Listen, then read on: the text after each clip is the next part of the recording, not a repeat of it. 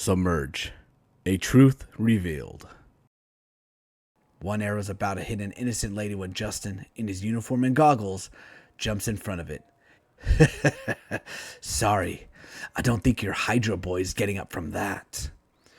My team is stronger than that voltage. You wait and see. Frank sees the water in the ocean rising. He charges at Volt, spraying him with the fire extinguisher fluid all around him. Voltage can't see a thing.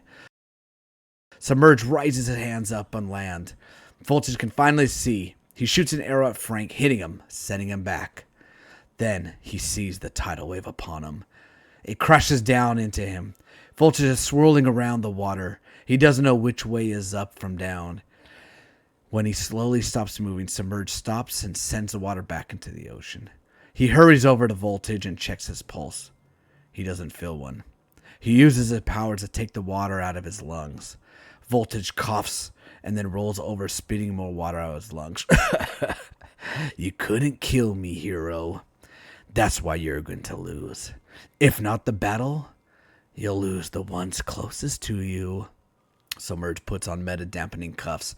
Voltage is laughing. Submerge looks over to Frank, helping Justin out of the rubble to his feet. He sees the destruction everywhere.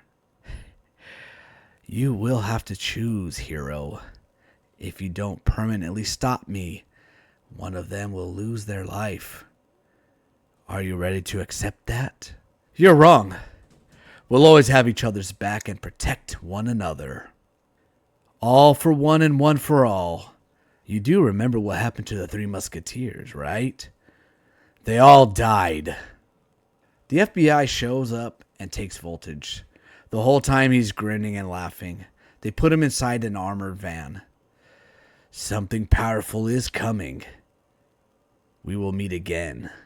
Soon, fish boy. Soon. So be prepared. An FBI agent slams a door on him. Submerge rejoins Frank and Justin when their cheering breaks out from the crowd. They smile and wave at him. Submerge creates a thick mist in the area, making it foggy.